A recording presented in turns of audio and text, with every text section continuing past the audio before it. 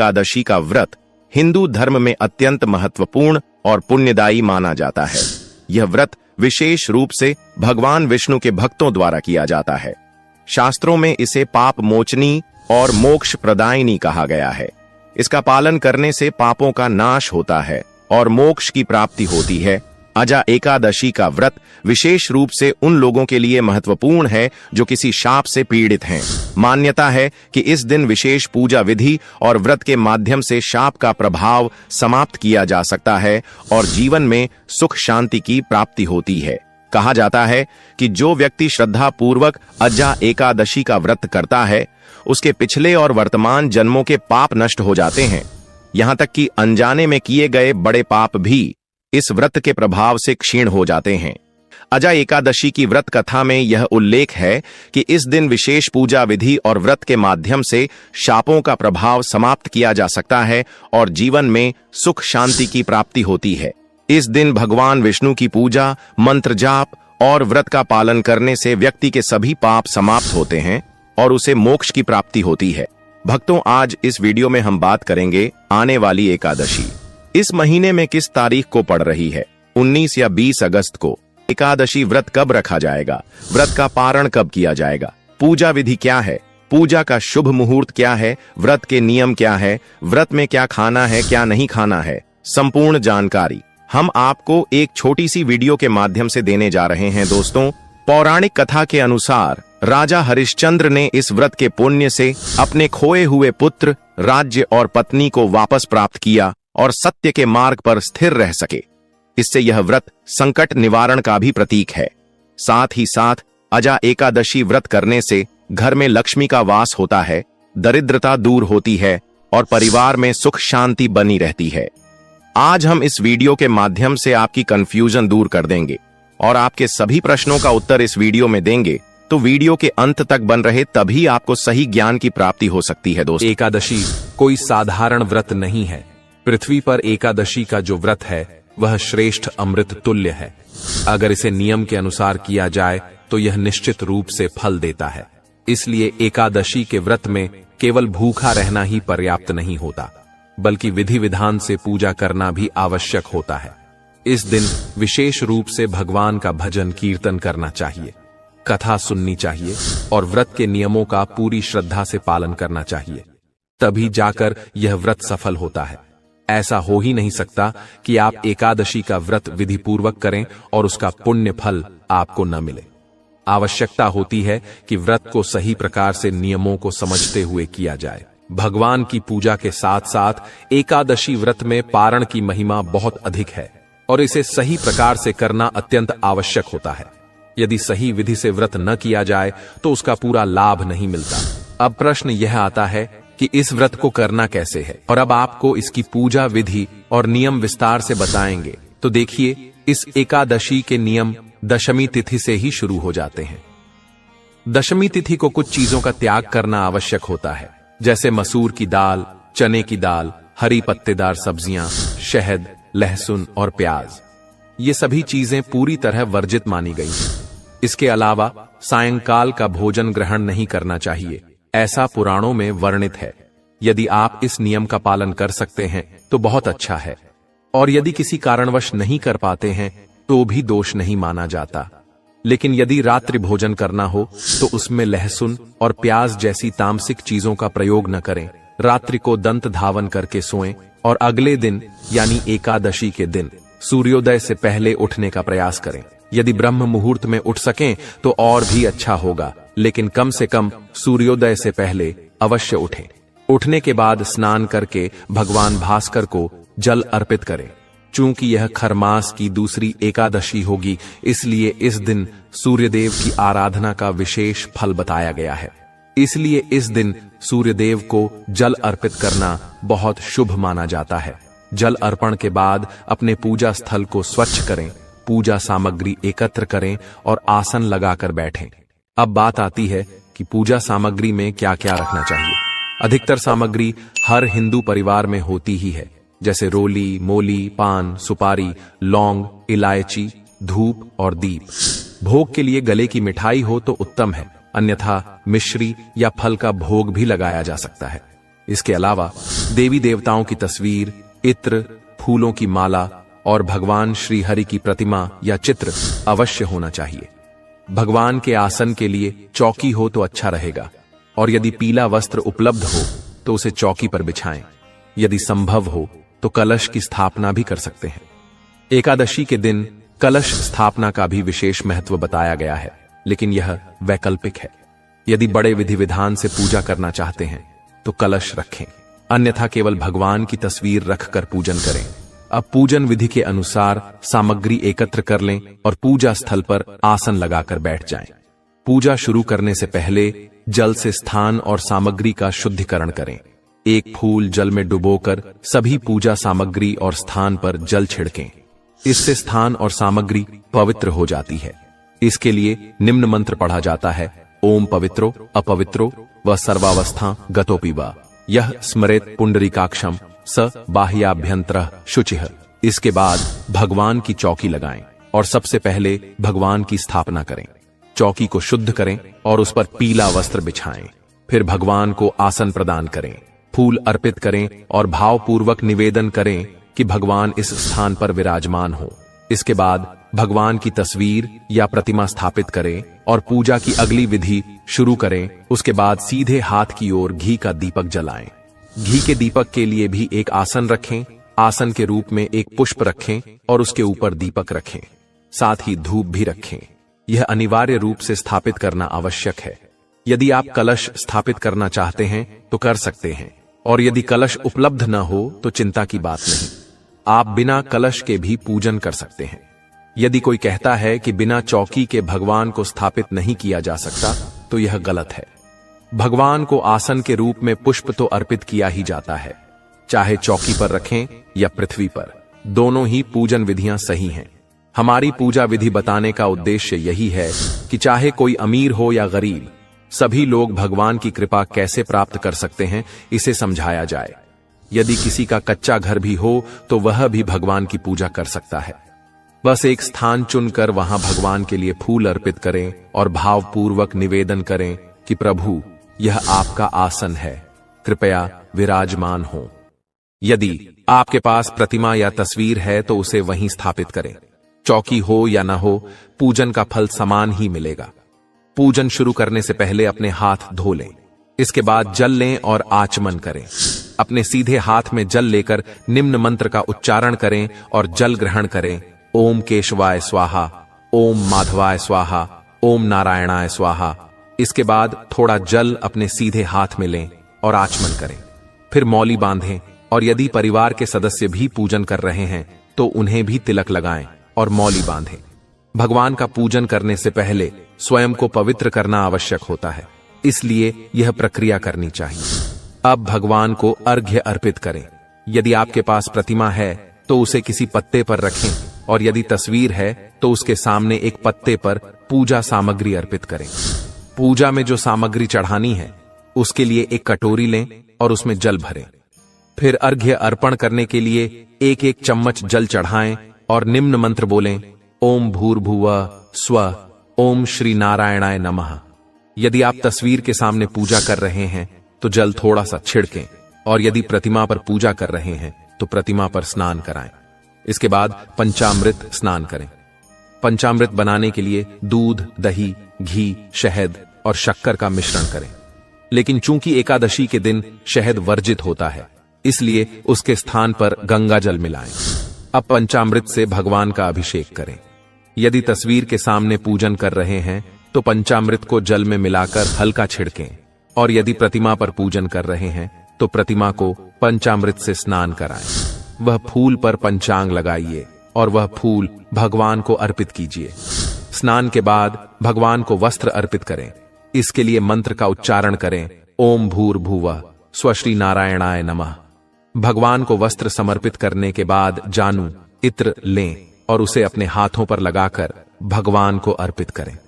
इत्र अर्पित करते समय मंत्र बोलें: ओम भूर्भुवः स्वः श्री नारायणाय नमः। इसके बाद भगवान को तिलक करें। तिलक के लिए रोली या कुमकुम लें और प्रेम पूर्वक भगवान को तिलक लगाएं। मंत्र उच्चारित करें: ओम भूर्भुवः स्वः श्री नारायणाय नमः। अब फूलों की माला भगवान को समर्पित करें। माला पहनाने के बाद धूप और दीप जलाएं। भगवान को धूप और दीप दिखाएं। मंत्र बोलें, ओम भूर्भुवः स्वः श्री नारायणाय नमः। अब भगवान को भोग अर्पित करें। यदि आपके पास नारियल की मिठाई है तो वह भगवान को अर्पित करें। मंत्र उच्चारित करें, ओम भूर्भुवः स्वः श्री नारायणाय नमः। इसके बाद भगवान को तांबूल अर्पित करें। तांबूल यानी पान के पत्ते, इन्हें 7 की संख्या में श्री हरि विष्णु को अर्पित करें। दक्षिणा के रूप में 1 रुपए का सिक्का या उससे अधिक अर्पित करें। अब हाथ जोड़कर भगवान से प्रार्थना करें कि प्रभु, हम यह एकादशी का पूजन और व्रत कर रहे हैं। कृपया हमें शक्ति दें कि इसे सफलतापूर्वक पूरा कर सकें। पूजन के बाद कथा श्रवण करें। इस दिन विष्णु सहस्रनाम का पाठ करना या सुनना अत्यंत शुभ माना जाता है। आप नारायण कवच का पाठ भी कर सकते हैं ताकि आपको सीधा लाभ मिल सके। इसके बाद भगवान की आरती करें और भोग अर्पित करें। रात्रि में जमीन पर शयन करें या भजन कीर्तन करके रात बिताएं।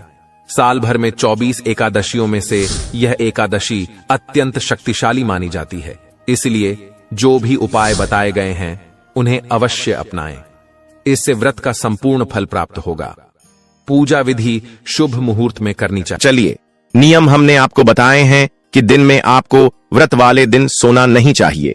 पारण वाले दिन आपको सूर्योदय से पहले उठ जाना चाहिए। उठने के बाद स्नान आदि करके स्वच्छ वस्त्र धारण करके पारण की पूजा करेंगे। पारण की पूजा करने के बाद आप पुष्पांजलि करेंगे, जो कि क्षमा प्रार्थना होती है। किसी भी व्रत पूजन के लिए सफलता के लिए बहुत आवश्यक होती है, वह पुष्पांजलि और क्षमा प्रार्थना करेंगे। भगवान को पारण का भोग लगाएंगे, ब्राह्मण को दान आदि देंगे और उसके बाद व्रत का पालन करेंगे। वीडियो में बताते भी है तो उसको आप अवश्य देखिएगा। यहां आपको बता दें कि अब आपको व्रत करना कब है और पारण करना कब है। कृष्ण पक्ष की अष्टमी यानी जन्माष्टमी के बाद एकादशी के दिन अजा एकादशी व्रत रखा जाता है। इस साल अजा एकादशी व्रत 19 अगस्त मंगलवार को है। एकादशी व्रत भगवान विष्णु को समर्पित है। मान्यता है कि एकादशी व्रत करने से पापों से मुक्ति मिलती है और जीवन में सुख समृद्धि आती है। साथ ही व्यक्ति सभी सुखों को भोग कर अंत में विष्णु धाम को जाता है। एकादशी व्रत में भगवान विष्णु की विधि विधान के साथ पूजा अर्चना की जाती है। जाने अजा एकादशी पर बनने वाले पूजन मुहूर्त व व्रत पारण का समय।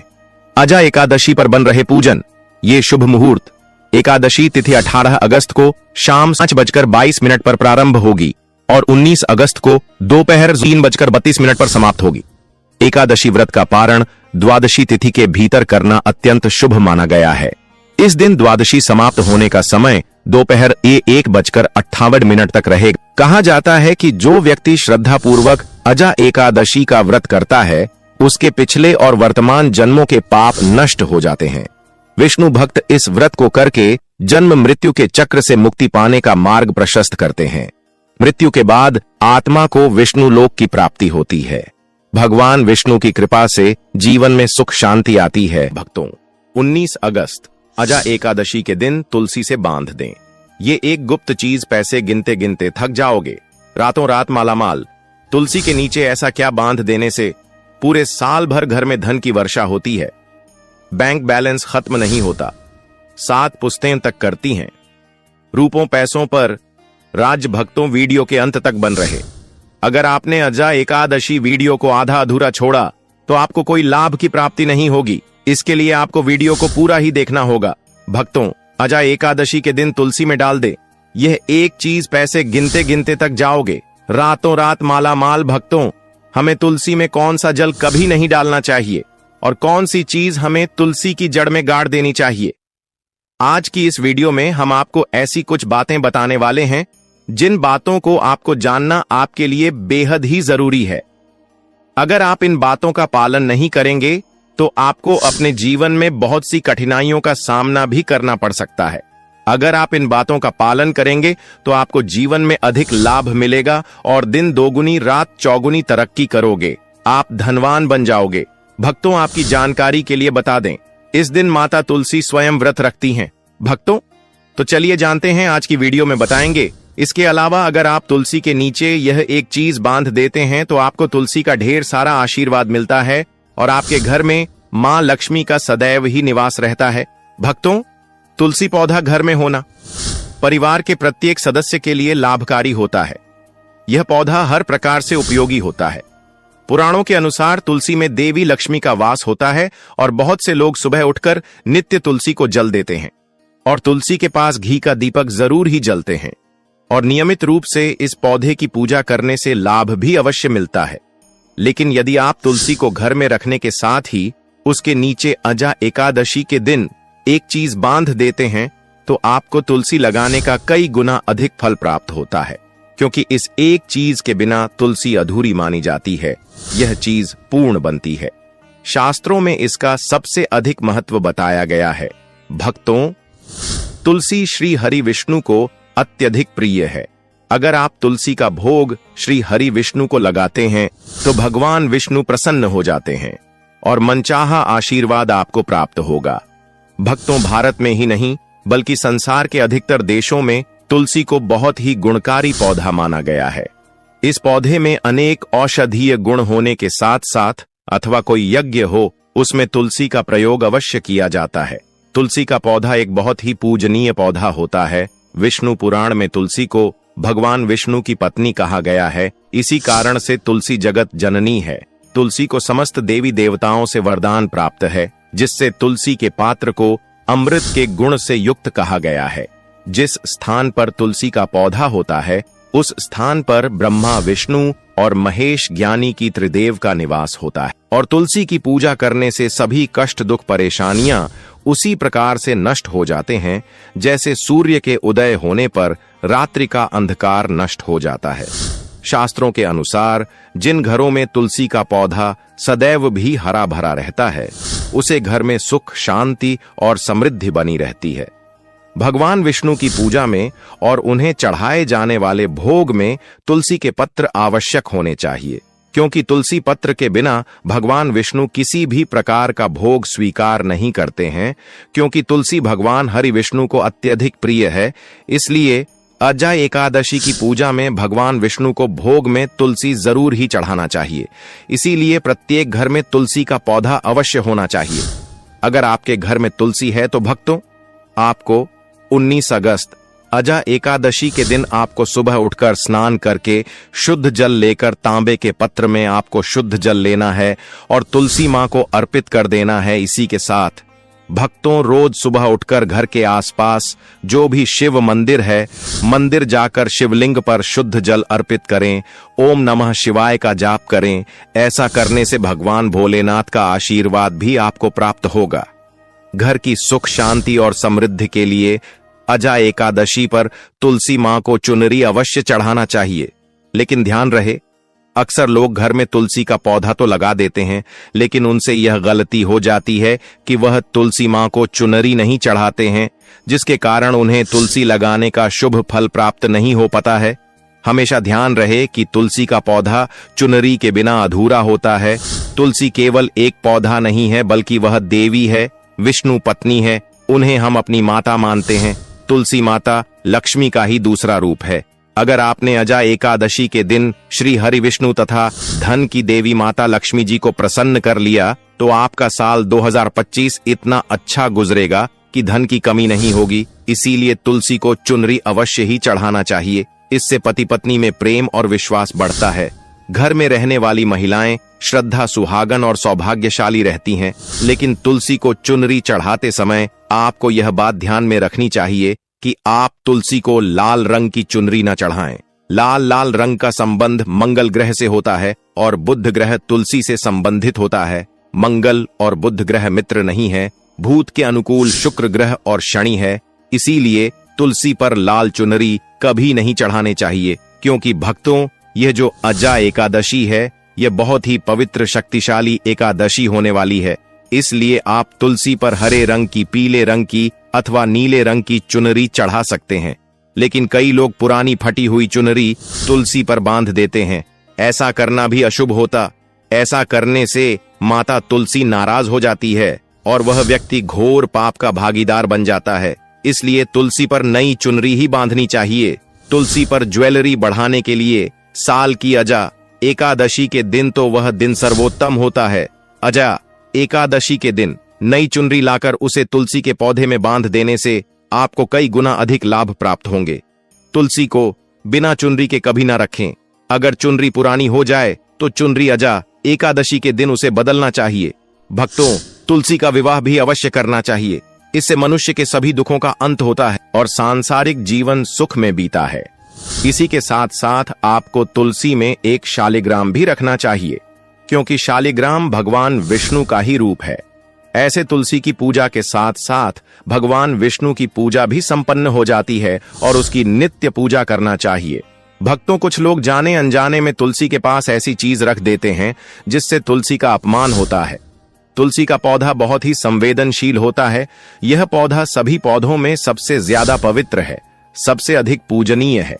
हिंदू धर्म में तुलसी के पौधे को माता का स्थान दिया गया है। इसकी अच्छी तरह से देखभाल करनी पड़ती है, तभी इसके शुभ फल प्राप्त होते हैं। इसीलिए तुलसी के पौधे के पास आपको अपशब्द नहीं बोलने चाहिए। तुलसी के पास भूल से भी जूते, चप्पल अथवा झाड़ू पोछा नहीं रखना चाहिए। इसे तुलसी का अपमान माना गया है।